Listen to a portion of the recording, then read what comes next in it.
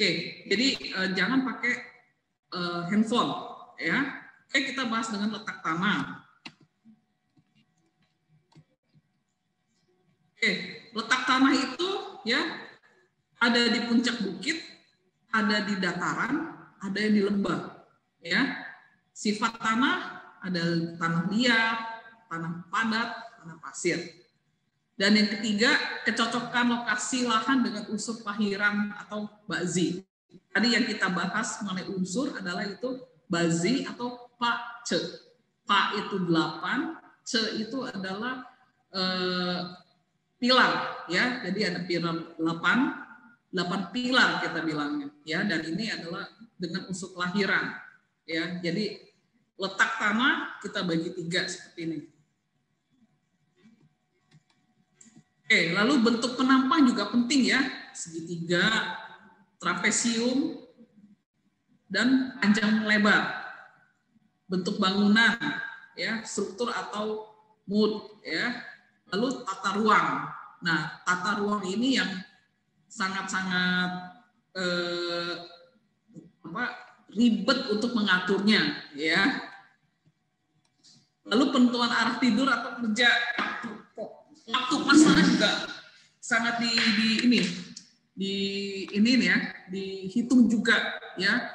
Jadi misalnya kita mau pindah rumah hari apa, jam berapa, ya. Mungkin bagi teman-teman mungkin lihat kalender Chinese, ya, yang ada jamnya, ada yin yang, ada jam apa jam itu untuk melihat tungsu biasanya. Tungsu, hari ini baik nggak saya untuk pindah rumah?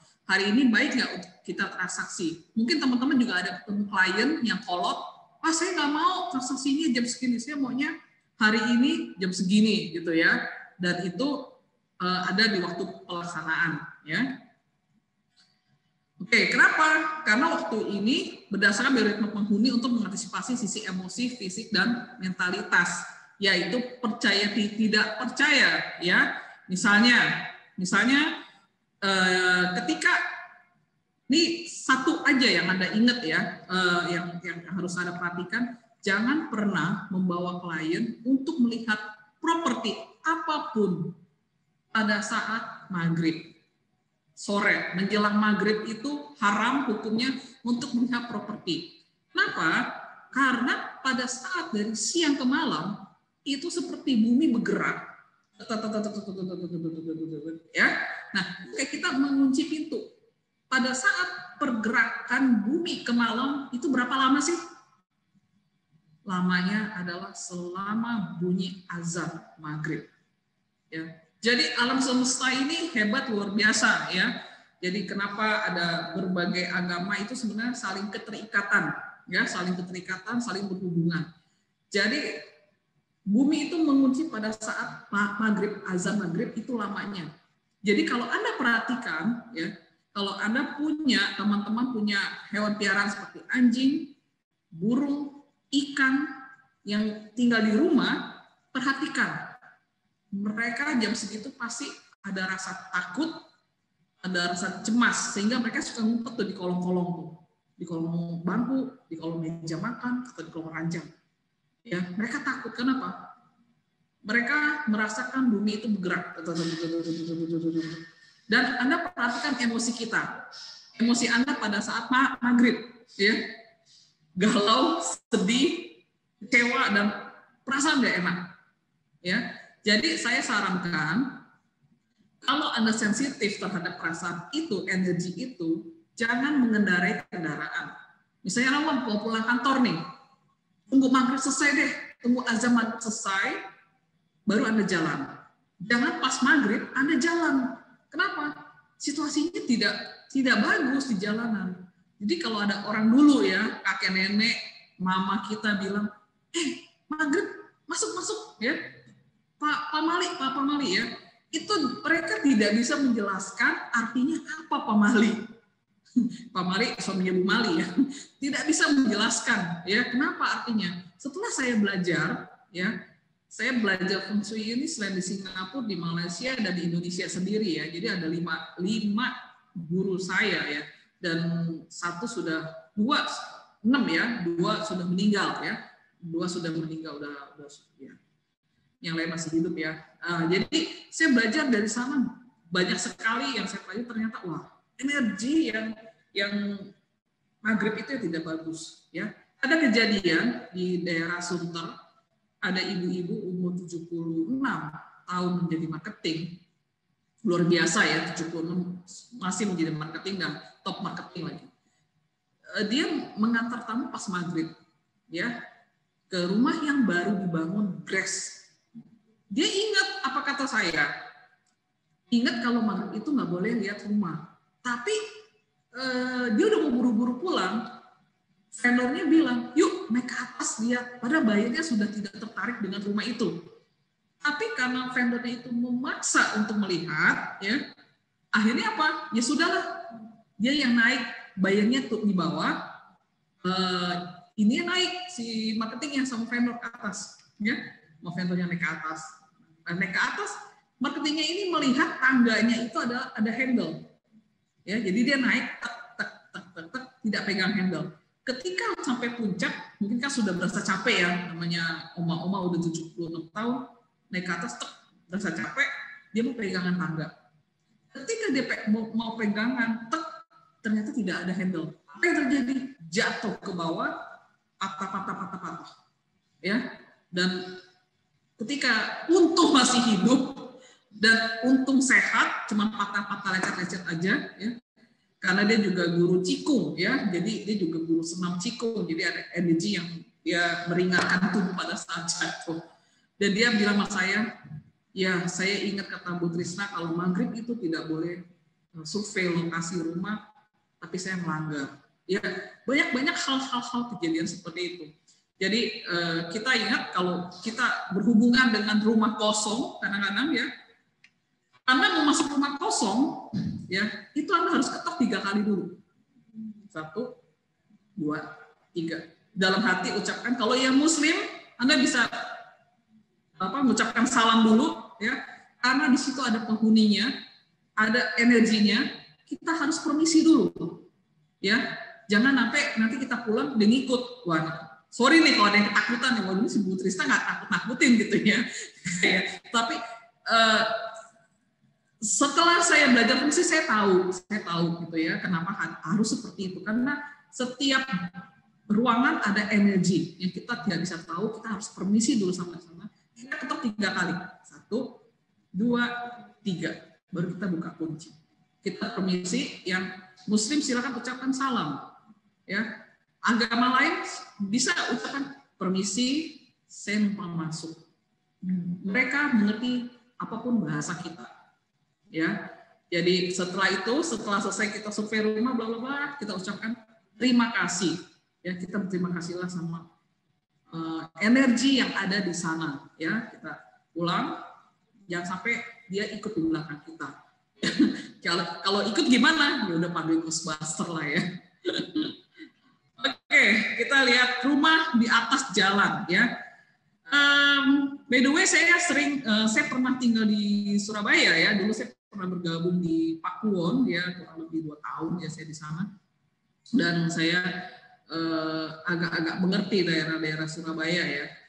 Jadi saya pernah jalan di satu daerah, saya lupa namanya, itu ada rumah memang di atas sendirian. Ya, saya wah ini kalau sendirian itu malah nggak bagus ya, walaupun klien saya bilang ini bagus sekali, ternyata nggak ya. Nanti kita lihat kenapa sih rumah sendirian di atas malah nggak bagus ya. Kenapa dibilang kalau rumah di atas jalan, artinya apa? Rumah itu bersandar ke gunung. Jadi kalau ada istilah badan kita bersandar ke gunung, lalu mata akan melihat ke laut. Ya, depan adalah laut atau jalan raya atau sungai. Ya, nah kalau di belakang itu kita harus ada sadaran, ya. Nah ini berlaku di mana tempat kita duduk di mana aja. Jadi kalau kita duduk, bangku kerja Anda adalah bangku bakso, bangku yang tidak ada sandarannya, Anda segera ganti. Anda segera ganti dengan bangku yang ada sandaran belakangnya. Kenapa? Itu akan meningkatkan wibawa Anda. Itu akan meningkatkan energi Anda, ya. Nah, ketika Anda, kenapa saya kasih contoh saya hari ini pakai jas, blazer, ya. Ketika saya mau sharing seperti ini, saya membiasakan pakai jas. Kenapa? Untuk meningkatkan energi saya. Ya, bisa aja karena saya hari ini libur, ya corporate libur, bisa aja saya pakai kaos oblong, ya, atau kaos yang seperti apa. Tapi itu tidak meningkatkan pribadi saya, ya, tidak meningkatkan keseriusan. Ya, teman-teman pasti akan melihatnya bercanda nih, ya, bercanda saya pakai kaos oblong, santai gitu ya. Dan penerimaannya mungkin tidak enak ya, jadi santai dibuatnya ya. Ya, itu hal yang salah. Jadi kalau misalnya teman-teman mau dealing, mau ketemu orang, pakailah pakaian Anda yang bagus dan kalau bisa berkerah. Yang pria berkerah, yang wanita nggak usah berkerah, tapi Anda pakai blazer. Ya, untuk apa? Untuk sebagai sandaran kita. Tenang, ini sebagai sandaran kita. Coba Anda lihat kalau Anda nanti berkaca ya di rumah, ketika Anda pakai baju ya blus yang wanita tidak pakai blazer, Anda akan kelihatan bolong ya, nggak ada sandarannya. Tapi kalau Anda pakai blazer kelihatan lebih rapi ya, lebih ada wibawanya, energi Anda akan terangkat seperti itu. Ya, jadi bukan berlaku di rumah aja, tapi cara kita memakai baju ya. Kenapa di private training ya memakai baju kostum itu sangat diharuskan dan dirapikan ya. Dan itu memang kita menghadapi klien itu kita harus berpakaian baju yang rapi ya, semaksimal mungkin. Apalagi kita mau dealing harga 2M, 3M, 5M ya. Kalau kita pakai bajunya berantakan orang nggak percaya kita. Ya, jadi fungsi itu bukan buat rumah aja, buat diri kita juga, ya, itu. Oke, rumah di bawah jalan, ya, rumah di bawah jalan itu tidak baik ya, udah logika ya, kita longsor, banjir, ya, bisa tenggelam seperti itu. Nah, ini juga berlaku bagi kita, ya. Kalau kita lihat sedang berdiri, ya, kayak saya nih ya, saya tidak tinggi ya, saya berperawakan pendek ya. Jadi kalau misalnya saya berdiri di antara dua orang yang tinggi, saya tidak akan mau di tengah. Kenapa? Karena saya energinya akan tertekan. Saya mau di depan atau di belakang. Lebih baik saya kalau tidak orang depan, saya di belakang seperti itu. Ya, jadi ini berlaku juga buat kita. Dan kita juga untuk posisi meeting, ya, posisi meeting Anda kalau sama klien, ya. Kalau kita berperawakan kecil, jangan pernah berada di ujung atau di pinggir meja. Ya. Kenapa? Itu membawa hawa negatif buat kita. Ya. Tapi Anda harus pakai seperti ini, blazer, dan Anda duduk di tengah. Di tengahnya jangan tengah banget, tapi tengah yang pinggir. Seperti itu. Karena Anda yang menjadi leadernya. Kita agent menjadi leadernya untuk transaksi ini. Seperti itu. Ya. Kenapa sih rumah di bawah jalan itu tidak bagus? Ya, nah feng shui itu mengenal dua energi, yin dan yang. Ya, yin yang itu adalah energi maskulin, yin itu adalah energi feminim. Ya, nah rumah di bawah jalan itu bersifat yin. Kenapa? Ya digemari makhluk halus, penghuni sulit karena banyak tekanan ya, banyak tekanan seperti itu. Lalu penghuni merasa tekan mendatangkan penyakit aneh, tempat berkumpulnya energi air. Karena air akan mencari jalan yang rendah seperti itu. Jadi kalau kita duduk ya lagi meeting dengan klien, kita dudukin di pojok-pojok ya, kadang-kadang suka takut sama klien, di pojok ya. Anda bisa lihat ini saya berada di bawah tangga ya. Posisi saya duduk ini atasnya tangga. Nah, secara feng shui ini nggak bagus karena saya di bawah tangga. Orang jalan menginjak kepala saya energinya, ya. Jadi kalau saya bekerja setiap hari di bawah tangga, ini tidak bagus untuk saya. Ya, karena apa? Kepala saya diinjak-injak, seolah-olah diinjak-injak. Karena tangga ini tempat orang lalu lalang dari lantai 1 ke lantai 2. Nah, kita berada di bawahnya itu tidak bagus. Ya. Tapi kenapa hari ini saya duduk? Ya ini kan untuk sementara aja gitu. Saya tidak selamanya di sini ya. Ini hanya untuk sementara aja. Nah, ini rumah meeting. Kalau kita meeting di bawah tangga ini, itu tidak baik. Ya, putar tempat duduknya harus diputar. Ya, jadi kita duduk meeting itu jangan di bawah tekanan dari satu bangunan. Ya, jadi bukan rumah aja. Posisi kita juga kita lihat kita berada di posisi yin nggak nih sekarang.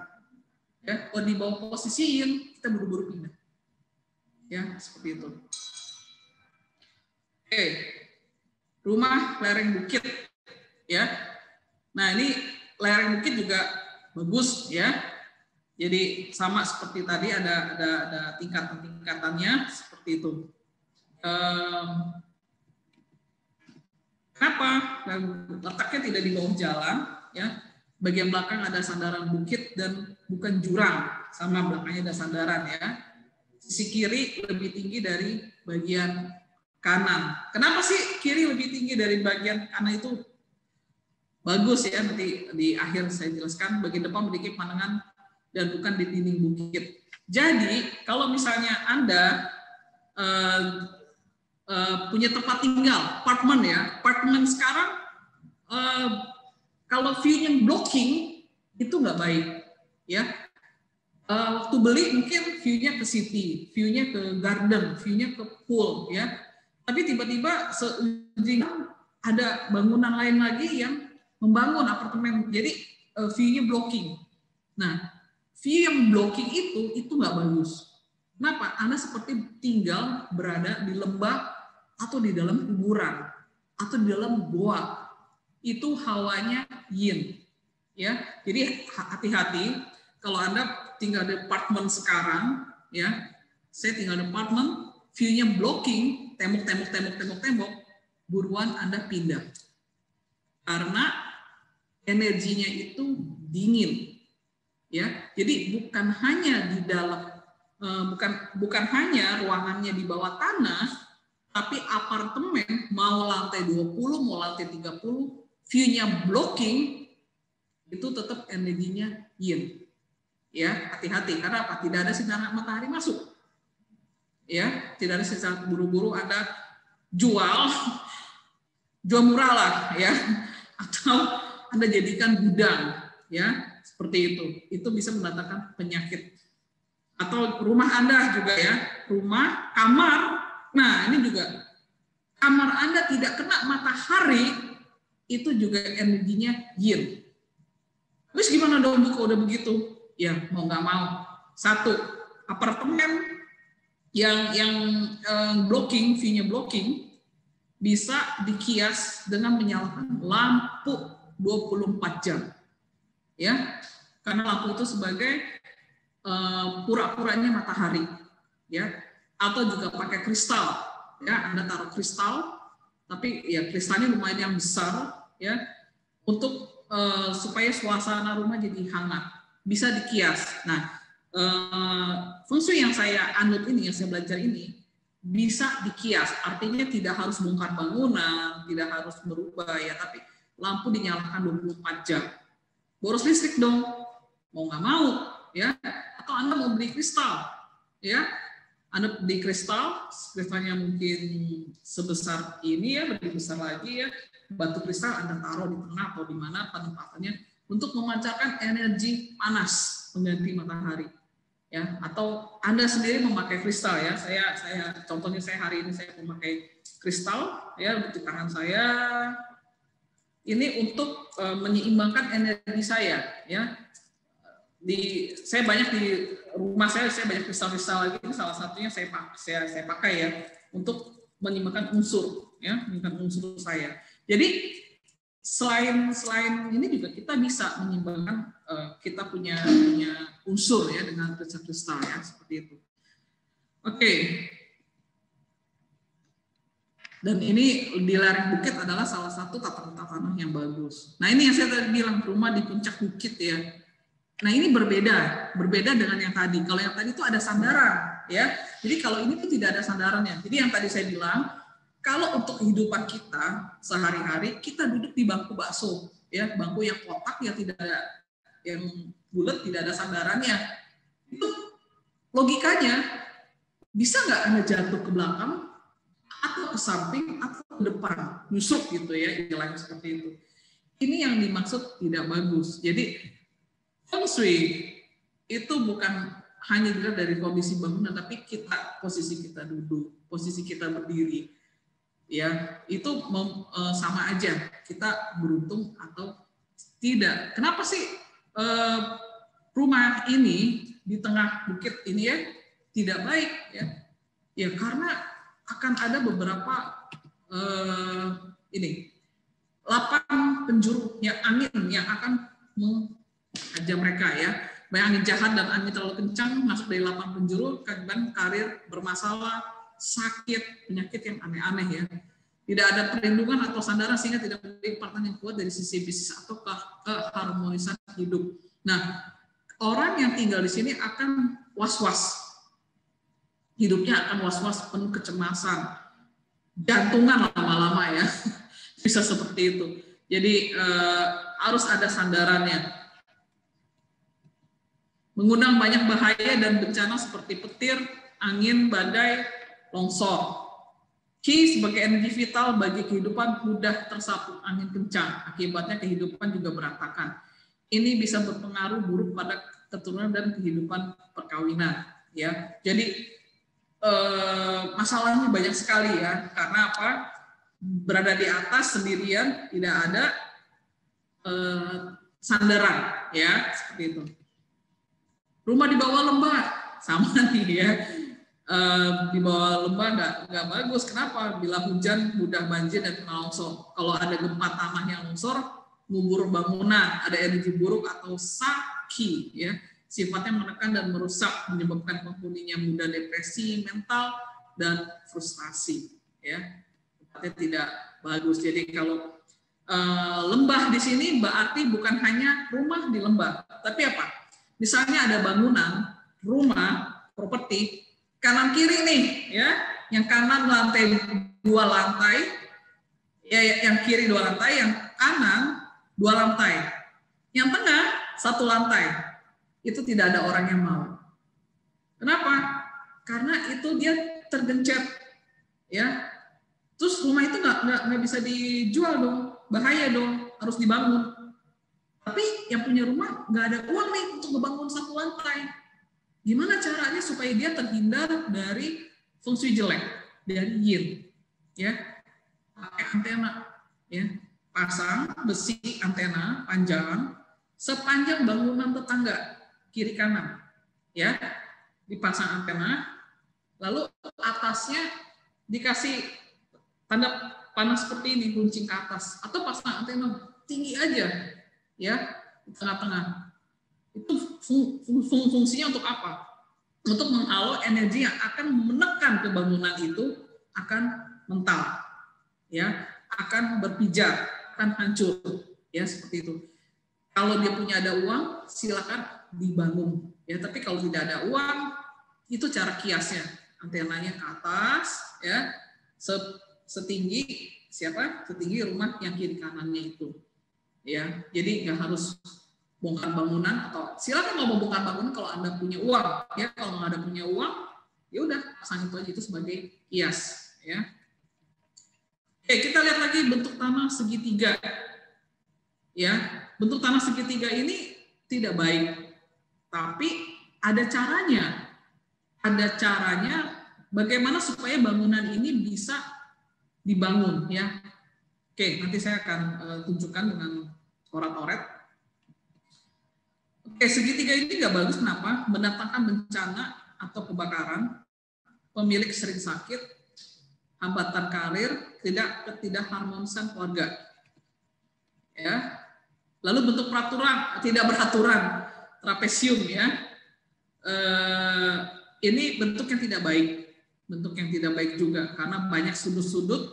Ya, kalau Anda lihat, teman-teman lihat, ada sudut yang hilang dan sudut yang mengancam ke arah rumah. Nah, sudut-sudut seperti ini bahaya. Misalnya Anda pegang pisau, ya. Coba ya, Anda pegang pisau ke arah teman Anda. Pura-pura aja ya, pisau pegang ke arah teman Anda. Jarak jauh aja, jarak 1 meter aja, pasti teman Anda akan berasa ya, akan berasa takut. Kenapa? Karena energi yang dipancarkan dari pisau benda tajam yang runcing itu tidak enak. Ya, sama seperti ini. Jadi kalau energi yang meruncing itu tidak enak. Tapi kalau misalnya kita menghunuskan ke teman kita benda tumpul, ya, benda tumpul, orang itu pasti masih bisa senyum-senyum. Kenapa? Karena energi dari benda tumpul bulat yang menghadap ke kita itu, energinya itu tidak fokus, tapi berpijar. Ya, jadi hati-hati lihat.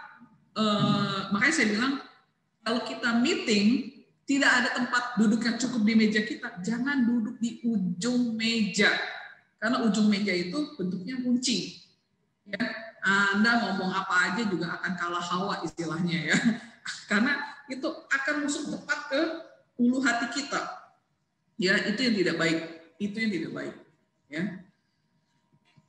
oke. Menyebabkan apa? Ya, ini memancarkan energi magnetik yang radikal, mengganggu nilai keselarasan dan keseimbangan tempat tidak bagus untuk tempat tidak memiliki atmosfer keharmonisan. Ya, mudah tertipu dalam bisnis. Ya. Nah, cocoknya untuk apa? Rumah sakit, swalayan, tempat hiburan, dan pelayanan umum. Nah, biasanya bentuk tanah ini seperti itu. Solusinya penutupan atau penambahan sudut yang dianggap merugikan, penambahan lampu penerangan pada bidang tertentu untuk mengaktifkan sudut yang terpotong. Ya, nanti saya akan kasih tahu bagaimana caranya untuk mengkias ini. Ya, mengkias bangunan seperti itu. Lalu 4 persegi melebar. Bentuk ini sering diibaratkan sebagai posisi orang yang bertarung dengan dada terbuka. Jadi resiko kena pukulan atau celaka lebih banyak. Tidak bagus ya. Jadi kalau ada bentuk tanah seperti ini, padahal segi 4 loh. Kenapa nggak bagus? Ya ini alasannya. Alasannya seperti ini. Sering diibaratkan sebagai posisi orang yang bertarung dengan dada terbuka. Jadi resiko kena pukulan atau celaka lebih banyak. Caranya seperti apa? Anda bisa belah 2 menjadi persegi panjang. Ya, menjadi persegi panjang. Jadi kalau ini, kalau ada angin topan, ada banjir atau ada longsor, ada apa itu akan masuk ke dalam rumah dengan leluasa, dengan bebas sekali, ya. Jadi sangat-sangat bahaya sekali. Oke, solusinya apa? Pertimbangkan gangguan yang berasal dari lingkungan yang mengarah ke lahan. Ya, hati-hati. Jadi kalau bentuk tanah ini, hati-hati kalau ada atap runcing tetangga yang listrik atau pohon, ya. Jadi ada di depan rumah itu yang nggak bagus, ya. Kalau Anda tahu gedung Darmala ya, saya lupa kalau gedung Darmala yang di Surabaya itu apakah meruncing atau tidak. Kalau di Jakarta itu bentuknya kan meruncing. Jadi ini gedung Darmala, ya. Ini adalah Sampurna gedung Sampurna ya, Sampurna strategik ya. Nah, ini gedung Darmala ini. Ya, kalau Anda nanti kapan-kapan ke Jakarta, yang dari Surabaya, perhatikan Jalan Sudirman itu, ya, gedung Sampurna itu memasang cermin bulat. Untuk apa? Sepanjang lantai, ya, sepanjang lantainya dia memasang cermin bulat untuk apa? Untuk memijarkan, ya, untuk memecahkan energi dari gedung Darmala. Dan energinya kemana? Ke jalanan Sudirman. Nah, berarti Jalan Sudirman itu nggak baik dong, benar? Energi di Jalan Sudirman itu hawanya tidak bagus. Makanya sering terjadi kecelakaan di daerah situ kalau kita tidak konsen sekali. Kedua apa? Kalau ada demo atau kerusuhan, daerah itu daerah yang vital, daerah itu daerah yang crowd sekali. Karena energi yang dipancarkan oleh gedung Darmala dipijarkan kembali oleh gedung Sampurna dan akhirnya akan bermain di sana. Ya. Jadi makanya kalau banyak sekali kejadian di sana, banyak sekali ya, ada penembakan orang ya, ada banyak, karena energinya tidak baik banget, sering terjadi tempat yang vital di sana ya. Jadi perhatikan kalau rumah tetangga Anda itu ada benda atau tembok yang meruncing ke arah pintu, ya Anda pasang cermin. Nah ini kenapa sih orang rumahnya ada cermin ya, bukannya untuk ngaca ya, kita masuk ngaca dulu enggak, tapi cerminnya itu yang ditaruh di atas pintu untuk meminjarkan energi yang masuk Ya, seperti itu. Jadi kalau ada orang Chinese yang zaman dulu, mereka memakai seperti itu, ya, memakai cermin-cermin itu untuk menghalau energinya. Ya. Oke, yang bagus yang mana? Kita lihat 4 persegi memanjang ini yang bagus yang disarankan, ya. Oke, bentuk tanah. Bentuk tanah adalah di sini untuk utara itu mengandung unsur air, ya. Untuk barat mengandung unsur logam, selatan api, timur adalah kayu. Nah, yang tengah itu apa? Unsur bumi, tanah, ya. Jadi kalau misalnya logikanya gini, kalau dapur Anda berada di utara, itu biasanya kurang bagus. Dapur mengandung unsur apa? Api. Sedangkan api ditaruh di posisi utara, di air, apinya tidak akan hidup. Dapur itu mencerminkan apa? Energi finansial, energi karir, keuangan. Dan keuangan Anda pun tidak akan bagus. Kenapa? Karena apinya ada di daerah utara, di daerah api. Bisa apa? Bisa mati, ya, bisa mati seperti itu. Jadi api untuk lebih bagus di mana? Boleh nggak di utara? Boleh-boleh aja, tapi harus dikias lagi supaya apinya bagus. Pakai apa? Taruh kayu. Ya, karena air ketemu kayu, kayunya akan hidup. Kayunya hidup akan menghasilkan api seperti itu. Ya, jadi dapurnya dari kayu.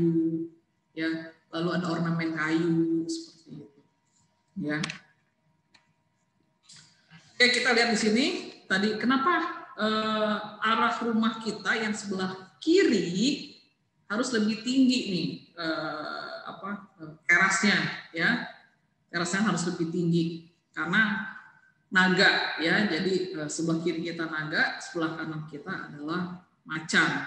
Kedudukannya istilahnya, ya. Jadi naga itu lokasinya di mana? Naga itu ada nggak di darat? Tidak ada. Naga itu adanya di atas. Jadi posisi kiri harus lebih tinggi dari posisi kanan, ya. Kita lihat aja, ya, kalau rumah Anda kanan yang lebih tinggi, biasanya istrinya lebih dominan, ya. Istrinya lebih dominan karena ini feminim, ya, daerah feminim. Yang kalau yang kiri itu suaminya yang dominan, seperti itu. Karena dari faktor rumah biasanya kita sudah kelihatan gitu, ya. Oke, tujuan dari bentuk tanam dalam formasi ini adalah aliran alam Qi dari 4 penjuru mata angin, ya. Oke, ini beberapa lambang-lambang untuk feng shui, ya. Ada burung phoenix merah, ya. Nah, itu juga bisa kalau yang rumahnya tadi apartemennya view-nya blocking, bisa taruh phoenix merah, ya. Jadi apinya dihidupkan supaya tidak menjadi yin atau tidak menjadi dingin daerahnya, seperti itu. Ya, jadi menciptakan unsur yang atau positif.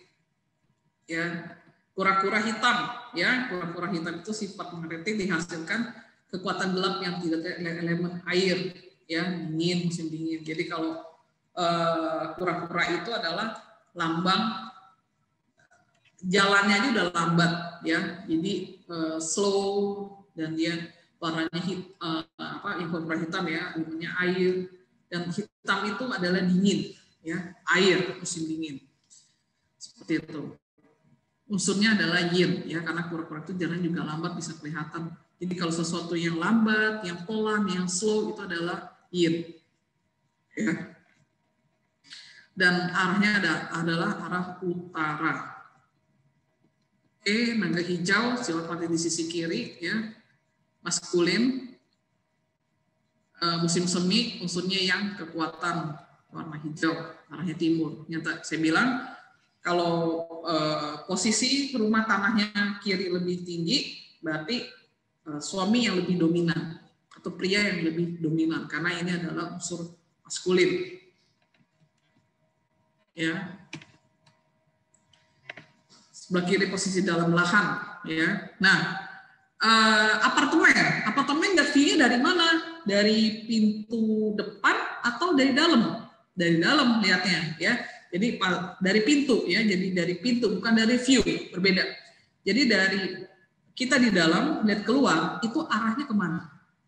Ya, jangan lihat view tapi pintunya, pintu apartemennya yang dilihat. Bukan view-nya, terbalik ya. Seperti itu. Oke, macam putih tadi apa? Macam putih kemampuannya menyimpan yang baik, gerakan positif minim. Jadi kalau yang kanan lebih tinggi rumah, ya berarti biasanya isinya dominan, ya karena lebih tinggi dan warnanya di warna putih, musuhnya yin, ya dan ini biar musim gugur, ya. Nah sebenarnya kalau Anda suka baca komik zaman dulu itu banyak sekali yang berhubungan dengan feng shui, ya. Komik-komik atau apa itu berhubungan dengan feng shui juga seperti itu. Oke, dan ini yin putih gugur dan posisinya adalah di barat ya. Ya, posisi maksudnya ketika sebagai simpatik yang ada di sudut kanan dari bidang rumah. Solusinya di bagian kanan kiri tidak seimbang, diberi tanaman pohon yang besar, pasang tiang lampu, membuat atap tambahan yang digunakan untuk garasi terbuka. Wah, kalau yang suami-suami ini, waduh, ke rumah saya kanan lebih tinggi nih, berarti isi saya dominan. Gak usah pindah rumah, ya bisa dihias seperti ini, pasang tiang lampu, ya membuat atap tambahan digunakan untuk garasi terbuka. Seperti itu juga bisa carport, ya carport bukan garasi, jadi artinya carport, ya. Jadi kalau ada beberapa bangunan yang gelap, misalnya Anda punya rumah ada samping nih, sampingnya selalu gelap. Nah biasanya rumah samping itu ada samping gelap dan itu biasanya banyak makhluk halusnya. Kenapa sih banyak makhluk halus? Itu tidak usah dibuktikan karena makhluk halus itu suka dengan yin, gelap, dingin, ya itu suka sekali, ya. Jadi caranya gimana? Anda nggak usah pakai dukun-dukunan, nggak usah pakai menyam cara ngusirnya, nggak usah. Anda pasang lampu aja, terangin, ya. Anda pasang lampu, dinyalain aja, dinyalain aja, dan itu makhluk itu akan pergi. Karena apa? Makhluk halus tidak suka dengan tempat yang dingin, tidak suka dengan energi yang rendah. Dia tidak suka. Jadi dipasang lampu aja, ya. Makanya kalau ada kamar mandi di dalam yang tidak kena matahari, Anda harus nyalakan lampu 24 jam. Ya, Anda harus nyalakan lampu 24 jam. Atau dapur Anda gelap, tidak kena matahari, itu pun harus dinyalakan lampu 24 jam. Karena lampu itu memberikan energi yang positif, energi hangat, kehangatan. Karena panas kan dia seperti itu. Atau ngeri nih lampu listrik boros, ya udah pakai kristal, batu kristal, ya. Oke, ular kuning. Ular kuning atau tanah. Jadi yang di tengah itu adalah warna kuning, warna netral itu tanah, melambangkan kecerdikan dan kesabaran yang tinggi. Badan di tengah lahan atau bangunan. Ya, jadi dia tidak utara, tidak barat, tapi di tengah, di sentralnya. Solusi untuk menolong posisi naga yang lebih rendah adalah bangun model mezanin di posisi naga yang dirugikan sehingga posisi naga dikirim menjadi 2 lantai, yaitu lantai basement dan upper ground. Jadi kalau kita mau bicara tentang fungsi bangunan, itu bukan hanya arah aja, tapi apa? Ada posisi basement seperti ini. Bentuk bangunannya pun harus diukur, harus dihitung, gitu. Ya. Oke, di sini ada lantai 1 kanan ya seperti ini contohnya. Bangunan mengangkat bangunan tiang, ya. Bangunan dengan tanah yang padat agar setar lebih tinggi dari sisi 1.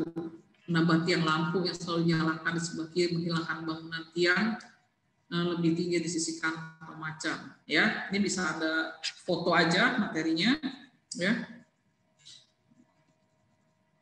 Oke, nah ini simbol-simbol perkotaan Anda bisa lihat, ya. Jalan raya disimbolkan dengan sungai, kolam, lapangan, dan ini kehidupan atau contoh yang konkret yang setiap hari kita temukan di kehidupan kita sehari-hari, ya. Jadi kalau ada rumah, ya, jalan, lalu sungainya lebih tinggi dari komplek, itu kompleks itu pasti jelek. Kenapa? Ketika hujan tinggi, sungainya akan meluber dan airnya akan meluber, akan turun. Ya, jadi lihat-lihat kalau Anda mau beli rumah atau ingin invest properti, lihat 1 kilo dari daerah rumah itu dan sutet ya. Jadi kalau ada komplek di atasnya adalah sutet, itu juga tidak baik ya, karena energi yangnya itu terlalu tinggi ya, terlalu tinggi dan itu tidak bagus. Dan itu kalau mau dikias bisa pakai kristal untuk menghalau energi dari sutet listrik ya, kabel listrik yang panjang seperti itu. Oke, kita masuk ke jenis tanah ya, faktor-faktor penilaian. Tinggi rendahnya permukaan tanah terhadap bangunan, lingkungan, kualitas tanah yang dipilih termasuk jenis dan kepadatannya. Oke, kita lihat tanah berpasir. Di sini lebih mudah terkena erosi karena tidak bisa erat bersatu. Dampak tanah berpasir dengan arah hadap bangunan salah. Ya, karet usaha rapuh, mudah dikalahkan, sulit mendapatkan bantuan dari sanak keluarga.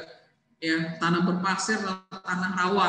Ya, seperti di daerah mana? Banjarmasin. Banjarmasin itu tanahnya rawa dan tanahnya selalu bergerak.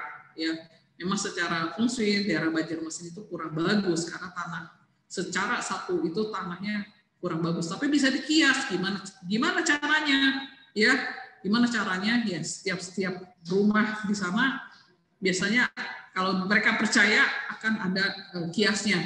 Ya, itu dengan kristal. Dampak tanah berpasir, tata ruang salah, ada kendala, kemisahan keluarga, ego keras, dan cepat emosi. Tanah berpasir tidak bisa merasakan energi kesabaran, memberikan damai lahir dan batin. Pasir, unsur pasir sendiri, hawanya panas ya, kita lama-lama pegang pasir kan panas. Dan pasir itu tidak bisa menyatu, pasir itu selalu hancur, ya, hancur terus. Jadi membuat keluarga hancur, membuat kita juga energi juga jelek, ya, membuat kita lebih capek, lebih lelah, tidak berenergi sama sekali, ya. Dan tanah berbatu, ya, tanah berbatu bagus atau jelek ya? Dibilang sini tidak memiliki kesuburan, sehingga rezeki seret, egois, dingin, acuh. Batu itu sifatnya adalah dingin, ya. Kalau Anda di rumah banyak batu, taman atau apa, Anda pegang batu, ada rasakan batu itu, dan batu itu adalah bersifatnya dingin, ya. Jadi ketika Anda jemur batu, jemur di matahari yang panas, Anda pegang. Tapi ketika Anda lama-lama pegang, Anda rasakan sebenarnya dalamnya dingin. Ya, dingin. Oke, seperti ini. Ya. Oke, yang ketiga, tanah liat. Jika kena air jadi gembur, jika kena matahari jadi retak, tidak pasien karir dan perlu ditekan warga. Ya. Solusinya ya biasanya sudah diuruk, ada pengurukan tanah, gitu, mau biar bikin komplek supaya tanahnya jadi subur ya, tanah liat itu biar tidak bisa untuk kita tempat tinggal ya. Oke, seperti ini ya. Oke, tanah di atas rawa tadi sudah dibahas ya, kita bahas sedikit, dan ini solusinya dipadatkan ya. Seperti yang sekarang ada nih, Golf Island ya, pantai, kalau di Jakarta ada Pantai Mutiara, Peak 2, Golf Island, itu kan tanah rawa semuanya. Tanah rawa, tanah yang berair, laut diuruk ya, laut diuruk, tanah yang padat sekali. Dan waktunya harusnya lama, 5-10 tahun, sehingga tanahnya bisa mengeras. Kalau bangunan satu banyak di bawahnya banyak unsur air, ya kita bisa lihat bahwa bangunan itu tidak bagus sekali karena di bawah unsur airnya begitu banyak. Kalau airnya numpang lewat, ya, jadi ada satu rumah dia panggil tukang fungsi supaya airnya itu lewat, mengalir. Justru itu yang bagus. Air yang di rumah kita tidak boleh mengendap. Ya, makanya kadang-kadang Anda bisa lihat di rumah-rumah orang suka ada pancuran, air mancur, ya, ada kolam, akuarium, tapi ada air mancurnya juga, ya, dan itu untuk apa? Memutarkan energi.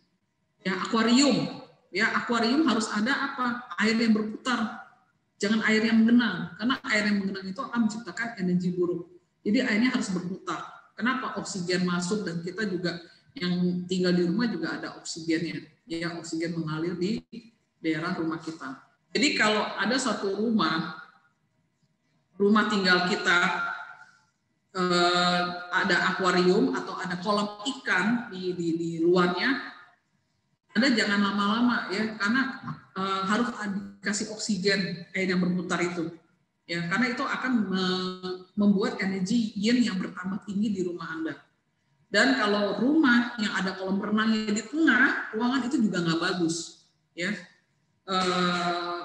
ada beberapa rumah kolam renangnya ada di tengah-tengah. Ya, jadi rumah yang ada kolam renang itu tidak bagus. Kenapa? Membuat energi yin-nya tinggi. Ya, lalu rumah yang ada bangunan di tengahnya juga kosong, ya. Jadi ruang tamunya atau living room itu kosong, kotak itu kosong, dan itu juga tidak baik. Kenapa? Karena itu seperti menciptakan hawa yin di dalam, ya. Nah, kalau mau tanah yang kosong itu di belakang aja, jangan di tengah-tengah, ya. Dan rumah tinggal itu tidak boleh ada tanaman. Nih lagi COVID ya, orang senang bertanam, bercocok tanam. Tapi Anda jangan menanam cabai. Kenapa? Cabai itu energinya panas, bisa membuat aura rumah jadi berantem. Ya, seisi rumah tidak betah berada di rumah. Cabai dilarang untuk di perumahan. Kedua, tanaman apa? Belimbing. Buah belimbing tidak boleh ditanam di rumah karena belimbing itu buah yang pecah. Bentuknya pecah kan, 5 segi ya, segi 5 ya. Itu juga tidak baik. Jadi bercocok tanam. Nah, lihat nih bercocok tanam pohon apa yang cocok buat kita di rumah. Tidak semua tanaman itu cocok dengan kita, ya. Oke, tanah yang baik itu seperti apa? Ya, tanah yang baik itu seperti apa? Padat, lihat saat diinjak, subur, beraroma wangi, rempah-rempah. Ya, jadi kalau Anda ke daerah pegunungan tempat yang tinggi, Anda ambil tanah, Anda bisa cium bau tanah itu. Ya, bau tanah itu seperti apa? Jangan salah ambil ya, nanti yang salah ambil kotoran hewan lagi, kotoran kerbau Anda cium, mabuk Anda ya. Nah, di sini ada pancaran aura yang lembut dan ada rasa damai saat berdiri di atasnya. Ya, jadi kalau misalnya ada teman-teman yang berlatih yoga, ya, itu biasanya kalau yoga tuh akan dilatih pernapasan, merasakan energi tanah, mendengarkan bangunan, ya.